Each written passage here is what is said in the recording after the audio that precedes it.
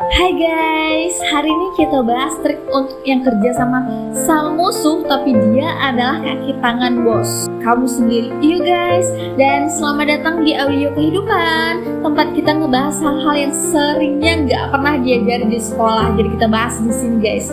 Kenapa? Karena Audio Kehidupan ini adalah konten yang aku suguhkan untuk kita belajar, untuk aku belajar, untuk kamu belajar yang mendengarkan ini. Jadi walaupun gak diajarkan di sekolah, tapi selalu muncul di kehidupan sehari-hari. Contohnya di lingkungan kerja kamu. Dan hari ini topiknya agak panas guys, agak pedes, agak sensitif, dan lumayan sensitif, bikin kita sensi naik darah guys.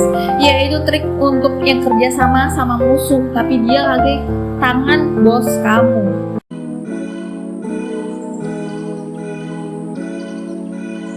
Kamu tahu orang seperti ini guys, yang kalau kamu salah dikit laporan, yang kalau kamu benar dikit dia ambil kredit, yang kalau kamu ngomong apapun dia manggut duluan kayak bubble chat di dashboard mobil itu, tau nggak kamu? Dan sayangnya kamu harus kerja sama dia, kamu harus di lingkungan itu, bukan mau tapi harus. Kenapa harus? Ya karena kantor, iya kan?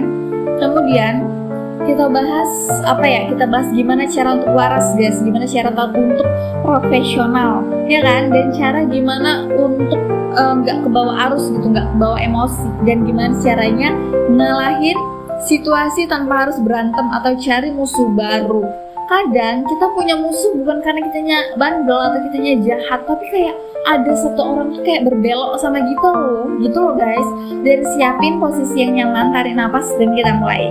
Dan selamat datang guys. Kalian tahu nggak kenapa musuh kantor itu nyata? Pertama ya guys, kita harus terima kenyataan pahit dulu. Gak semua orang di kantor adalah teman kita, gak semua orang suka sama kita, gak semua orang suka sama kita. Itu benar guys. Kadang mereka butuh teman aja, tapi nggak memang benar-benar pure teman gitu loh, kayak ya udah temenan gitu.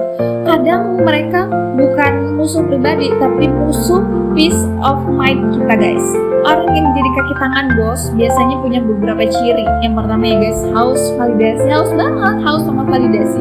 Dia mau dilihat sebagai orang yang rajin, takut kehilangan posisinya. Nah, siapa tuh? Jadi dia bakal nurut apapun guys. Kurang percaya diri bisa jadi guys, makanya dia numpang di bawah lewat kedekatan dengan atasan, jadi kayak memanfaatkan gitu guys. Yang keempat adalah punya kepentingan pribadi. Ada maunya nih guys nih orang, entah mau promosi, mau disukai, atau mau aman. Jadi kayak kadang tuh di belakang lain gitu loh. Bukan salah kamu guys, bukan karena kamu kurang baik. Memang model orang seperti ini ada di setiap kantor dan bahkan dimanapun. Dan aku bertemu sama orang seperti itu, makanya aku berani ngangkat judul ini guys, karena memang relate gitu kan dalam kehidupan sehari-hari. Jadi guys, prinsip dasarnya adalah jangan lawan orang yang dekat dengan kekuasaan. Karena ada pepatah gini guys, jangan duel sama orang yang pegang pengeras suara. Orang yang dekat dengan bos itu punya akses yang kamu gak punya, ya kan? Didengar cepat, dipercaya duluan. Dan sayangnya kalau hanya bisa langsung masuk telinga bos. Kenapa? Caper dia guys. Jadi langkah pertama adalah jangan melawannya secara frontal, jangan kelihatan gitu. Kalau kamu marah, kamu kalah. Kalau kamu ribut, kamu tampak agresif. Dan kalau kamu dibilang agresif, kamu salah di mata dia. Dan nanti dia bakal ada api unggun panas-panas gitu guys. Kalau kamu terlalu defensif, kamu tampak bersalah, ya kan? Kita akan pakai pendekatan cerdas yang elegan, tak terlihat tak kena gitu guys. Trik yang pertama adalah kendalikan komunikasi. Harus belajar komunikasi gitu guys. Ketika berhadapan dengan orang model kaki tangan bos, lakukan hal ini guys. Hindari percakapan informal yang berpotensi disalahgunakan. Kenapa? Dia akan nyari celah guys. Jangan serumit itu cerita apapun. Jangan bergosip, jangan curhat ke dia. Karena apa? Karena 80% dari mereka itu punya hobi mengubah percakapan santai menjadi laporan versi mereka ke bos. Kenapa? Jadi kayak ada omongan gitu. Kalau kamu cerita ke dia, bergosip ke dia, curhat ke dia, itu kayak ada omongan. Nanti sampai ke bos kamu gitu guys. Yang kedua adalah komunikasi harus terbukti. Semua hal penting guys lewat chat. Jadi kalau kenapa-napa kita ada bukti lewat email atau lewat minimal di catatan gitu guys. Tujuannya apa? Supaya kamu punya jejak. kita punya bukti gitu guys. Kalau dia mau memutar cerita, kamu punya bukti, kamu bicara apa dan kamu bisa buktikan itu gitu ya guys. Karena orang tuh aneh guys, kalau kita punya bukti dia bisa diem, dan bahkan kalau orang manipulatif dia bisa membalikkan bukti itu guys. Yang ketiga adalah ucapkan hal-hal penting dengan netral. Kamu gak usah sok manis, tapi jangan dingin, cukup netral, profesional, dan sopan. Gak usah dekat sama dia. Oke guys, contohnya baik, not, saya kerjakan sesuai timeline-nya, dan kata-kata terima kasih informasinya saya sesuaikan gitu guys. Netral aja gitu, jadi kayak nge-cut off tapi secara perlahan. Netral artinya tidak memberi celah. Kalau bisa gak usah komunikasi sama dia gitu guys. Dan trik yang kedua adalah kuasai strategi tidak bereaksi gitu guys. Orang seperti dia suka memancing emosi, suka kasih komentar sinis. Itu kayak sebenarnya kayak memancing kita guys, memancing kita untuk emosi, memancing kita untuk komentari apa yang diceritakan itu. Suka kasih bilang bos nggak suka caramu lah, suka pamer kedekatan sama bos lah, ya kan? Sedangkan kita memang pure kerja, nggak perlu deket-deket yang gimana gitu. Jangan terpancing guys, karena ketika kamu terpancing dia menang, dia senang guys. Jadi latih 3 respon ini. Yang pertama adalah oke, bukan setuju, bukan menyerah, tapi tanda kamu selesai mendengar dia. Jadi kalau dia ngomong bla bla bla, oke, dah gitu aja. Atau enggak, baik, nanti saya cek dulu ya, biar kamu punya waktu mikir sebelum respon gitu. Yang ketiga adalah saya pahami. Aman, gak bisa diputarbalikkan. Ketenangan itu senjata. Benar, ketenangan itu adalah senjata kita guys. Jadi dia kayak gak berani untuk pancing lagi, ya kan? Trik yang ketiga adalah amankan posisi kamu lewat reputasi. Cara paling elegan untuk menghadapi kaki tangan bos adalah bangun reputasi profesional yang bikin kamu gak bisa dijatuhkan oleh siapapun, dengan gosip apapun, dengan manipulasi apapun. Fokus pada 3 hal ini ya guys. Yang pertama adalah kerjamu harus rapi, harus selesai, harus tanggung jawab benar-benar gitu. Yang kedua, kamu harus bisa diandalkan sama bos. Artinya apa? Ketika bos kamu nanya data, kamu harus pintar untuk selesaikan atau memberi data itu. Yang ketiga adalah bos tahu hasilmu tanpa lewat orang lain. Jadi kayak pure kerja kamu, nggak perlu embel-embel caper gitu guys. Caranya gimana? Ya caranya adalah update pekerjaan secara mandiri. Kalau ada progres penting, kirim update langsung ke bos lewat kaki tangan, tapi lewat si bosnya langsung gitu ya guys. Yang kedua adalah tunjukkan data bukan cerita. Jadi data itu bukti kita bahwa kita bekerja, ya kan? Karena data itu anti drama nggak bisa ngelahin dari dashboard itu guys. Yang ketiga adalah jangan ikut permainan mereka. Kamu menang bukan karena licik tapi karena stabil. Jadi kita harus menjaga kewarasan kita, menjaga ketenangan kita guys. Trik yang keempat adalah partnering.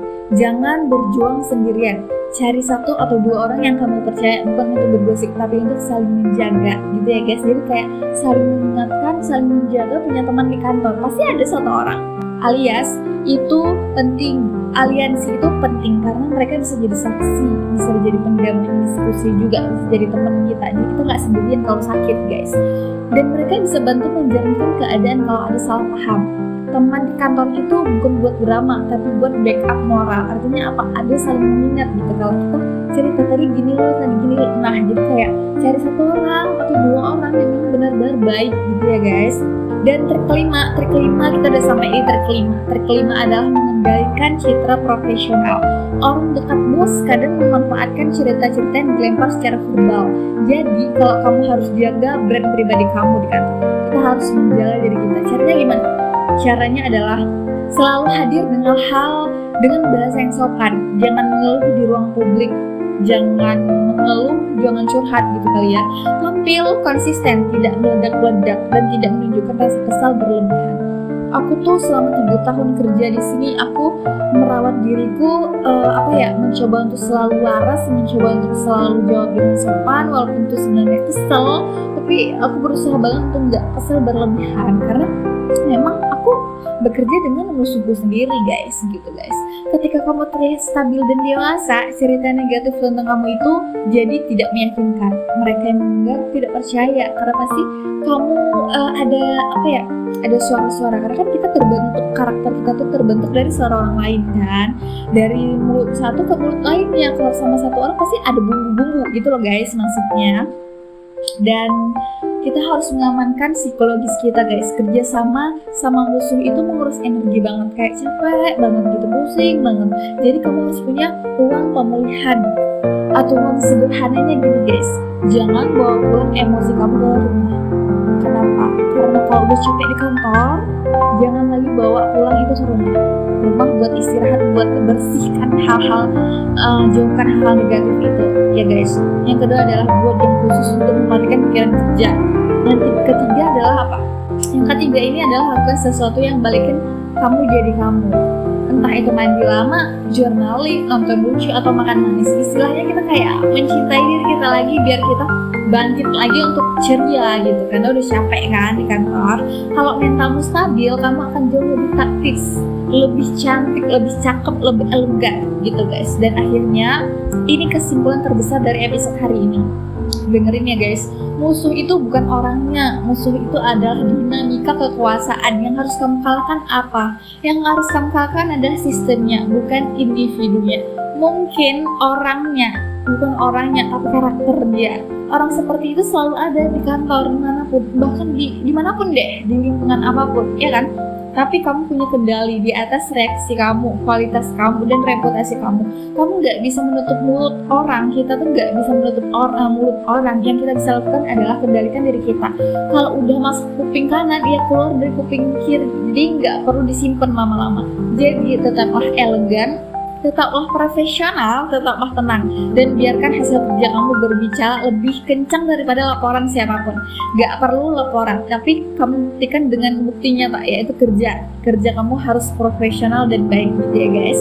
Dan terima kasih sudah mendengar audio kehidupan episode kali ini. Kalau kamu suka episode kali ini, like sebanyak-banyaknya, share juga, dan komen tips dari kamu apa sih kalau kamu kerja di lingkungan toksik, di lingkungan ada musuh kamu sendiri di samping bos gitu, supaya mungkin banyak orang yang gak kalah hanya karena harus kerja sama musuh gitu. Jadi kayak pasti ada tips dan triks dari kalian yang memang udah senior, ya kan, yang udah senior. Aku minta tolong banget, semangatin aku, semangatin kita semuanya. Dan sampai jumpa di episode berikutnya ya guys. Tetap waras, tetap cerdas, tetap hidup dengan elegan, dan bye bye.